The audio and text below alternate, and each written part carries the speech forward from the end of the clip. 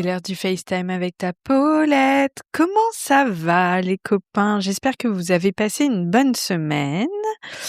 Je pense qu'il va être très court aujourd'hui, le FaceTime avec ta Paulette, parce que j'ai pas grand-chose de très philosophique à vous raconter. Si ce n'est qu'aujourd'hui, je suis allée voir avec mon pote Gauthier le film Retour à Silent Hill, un film d'horreur, et vraiment, mais qu'on s'est tapé, mais des barres. Le film, c'est une croutasse. C'est même pas une croûte à ce stade-là, c'est une croutasse. Mais vraiment, je pense qu'on s'est tapé 5 ou 6 fous rires durant le film et je suis ressortie de là, mais vraiment sur un petit nuage tellement on s'est tapé des barres. Le film, alors, petit budget, mais vraiment de fou. Dès les 5 premières minutes, avec Gauthier, on se regardait en disant: «Mais c'est pas possible, c'est pas possible». Il y a eu je vous décris un peu la scène. La première scène, une nana qui, est en plein milieu de la route. Elle attend un car pour s'échapper de l'endroit où elle est et elle a une valise, OK? Et elle rencontre évidemment un beau jeune homme et c'est une belle jeune femme. C'est le début d'un film d'horreur, mais qui pourrait être une comédie romantique finalement.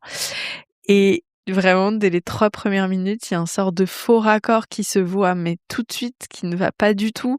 Ensuite, elle essaye de choper son bus. Le bus ouvre la porte pour qu'elle puisse rentrer et le gars, au lieu de lui dire vous voulez rentrer, le ticket il est à 4 €, il appuie sur le klaxon en faisant tut tut comme ça le truc, mais qui n'a ni queue ni tête. Et 1 minute après, il regarde l'horizon et vraiment là, je suis partie en fou rire. J'ai pas réussi à m'arrêter avant, mais je pense 4-5 minutes, ça a été très très long.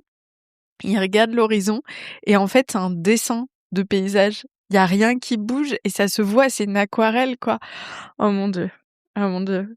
Mais alors, si vous voulez rire, passer un bon moment, vous détendre ou vous fumer un petit spliff avec vos potes devant un film d'horreur croûta, je vous recommande très chaleureusement Retour à Silent Hill.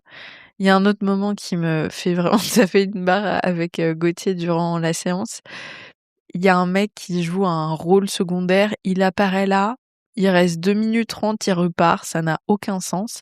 Et le gars, il surjouait tellement, on avait vraiment la sensation que putain, c'était le rôle de sa vie.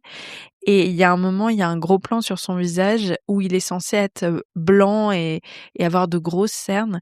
Et on voit le fond de teint, tellement c'est mal fait. Genre, vraiment, ça ne fait pas quelqu'un qui a des cernes, ça fait quelqu'un qui s'est maquillé pour Mardi Gras.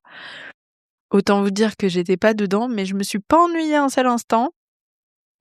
Et on est parti se prendre un petit verre ensuite et vraiment on se retapait des barres en reparlant de toutes les incohérences et tout. Enfin vraiment, ouais, c'est pas le prochain Oscar.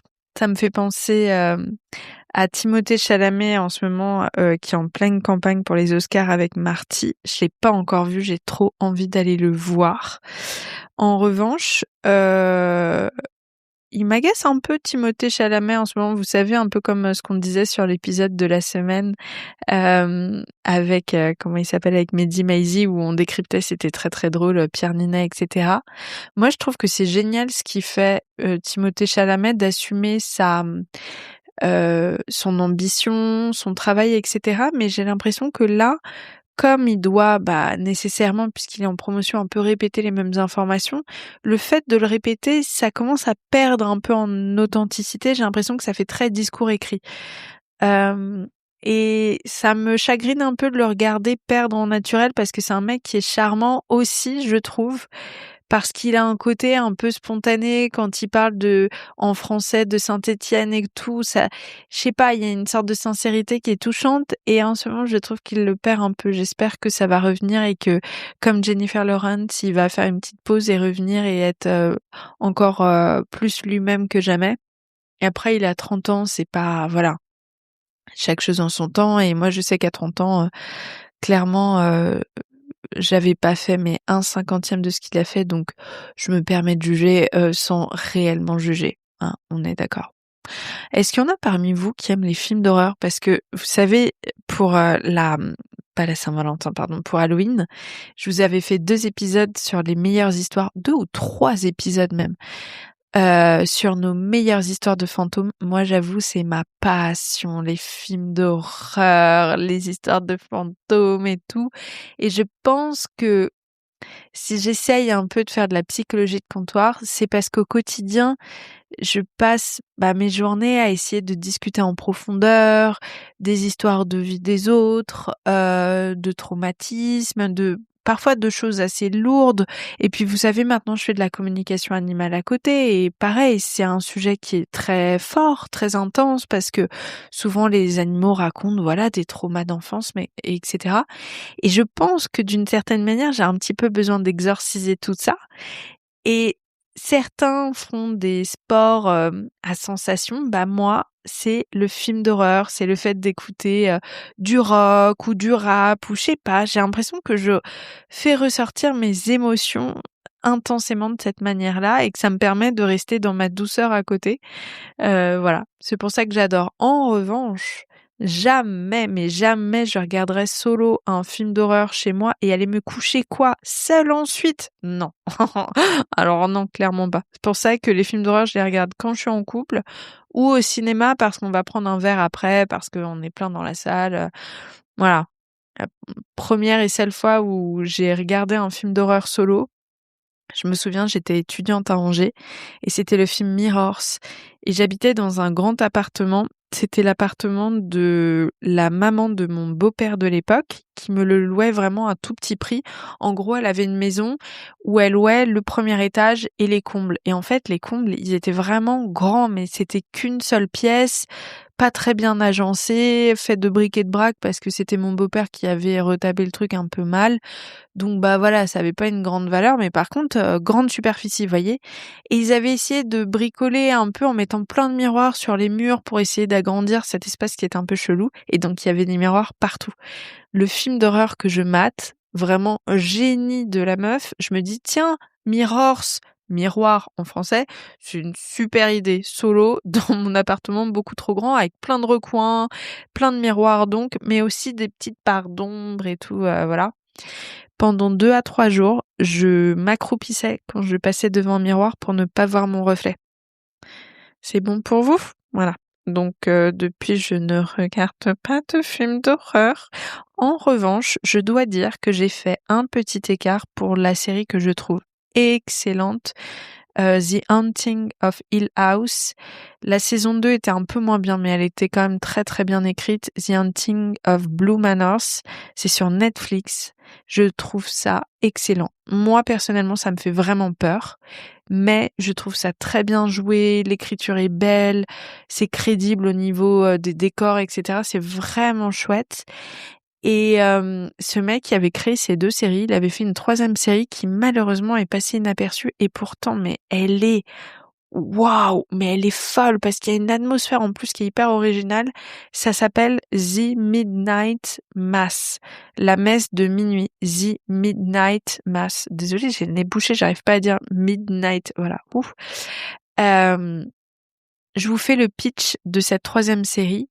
C'est une petite île très reculée, anglo-saxonne ou je sais plus où elle est située. En tout cas, c'est une petite île ou presqu'île qui est très reculée avec une petite communauté dessus. Imaginez, genre l'île de Ré, un peu cette atmosphère-là, voyez? Et malheureusement, le prêtre, le pasteur prêtre ou pasteur, en tout cas, l'homme de messe de cette petite île qui était vraiment adoré de sa communauté, un mec qui avait genre 50-60 ans, décide de partir en vacances et on comprend pas, mais il ne donne plus de nouvelles et il ne revient pas. Et donc les gens cherchent, je pense que c'est un pasteur, les habitants cherchent un nouveau pasteur pour cette petite île parce que voilà, pour eux c'est important la religion, c'est aussi un moment pour se retrouver, c'est là où se crée la communauté dans cette petite île. Et arrive un nouveau pasteur qui a l'air d'avoir 30 ans, un peu beau gosse, qui au départ laisse un peu dubitatif les habitants, vous savez, qui n'ont pas vraiment l'habitude de rencontrer de nouvelles personnes, donc qui sont pas très ouverts à la nouveauté. Et puis petit à petit, il séduit vraiment les habitants. Sauf qu'étonnamment, de plus en plus de personnes disparaissent sur cette île. Et on comprend pas pourquoi. Et vous allez voir que la vérité est encore plus hallucinante que ce que vous pourriez imaginer. The Midnight Mess, vraiment, sur Netflix, j'espère qu'elle y est encore. Pouah, série d'horreur, mais de fou furieux. Voilà, c'était mes petites news du jour. Il se passe des petits trucs au niveau amoureux, mais je me sens pas d'en parler. Je suis désolée. Je le referai peut-être un jour ou en tout cas, voilà. En ce moment, je ne parle pas de ce sujet-là. Euh, quoi d'autre? La semaine prochaine, j'ai trop hâte. Je vais à l'avant-première de Monte Carlo. Je crois que c'est aux Folies Bergères, j'ai un petit doute. C'est une comédie musicale, je pense que ça va être assez incroyable. Je crois que c'est la première comédie musicale que je vais voir en vrai. Alors autant je suis pas très comédie musicale en termes de film, mais par contre sur scène à chaque fois, les trucs que j'ai vus, c'est toujours un show de malade, ce que je vois à la télé, vous voyez les retranscriptions. Donc j'ai vraiment hâte d'en voir une en vrai, je pense que là ça va être fou et en plus les chansons sont écrites par Benoît de Quillot. Donc ça va être trop stylé, ça j'ai vraiment hâte. Je vais voir mes copines aussi mercredi, on va dîner au restaurant, ça va être trop cool. Et puis les gars, j'ai en ce moment tous les jours une séance de communication animale de bouquet, je suis plus que reconnaissante, j'ai eu des coms tellement belles, vraiment ça m'épanouit mais de ouf ce nouveau taf. Donc voilà. Je suis trop contente.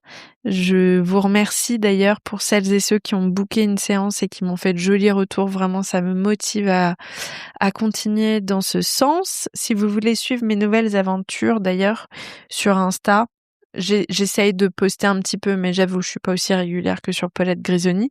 Mais en tout cas, si ça vous intéresse, c'est Paulette_communication animale. Tout attaché. Voilà, c'est pas compliqué. De temps en temps, vous y verrez surtout des témoignages de séances. Et puis voilà, je vous fais un gros bisou. Si vous avez des idées... Ah, mais c'est vrai que je vous avais posé des questions sur Instagram. Bon, bah vous savez quoi? L'épisode de la semaine prochaine, je vais faire ça. Je vais répondre aux questions que vous m'aviez posées dans, vous savez, la petite bulle sur Instagram. J'ai complètement oublié cette semaine que je devais faire cet épisode spécial ce dimanche, donc je le fais sans faute la semaine prochaine. En attendant, je vous fais des gros bisous, et puis je vous dis à très vite pour un nouvel épisode.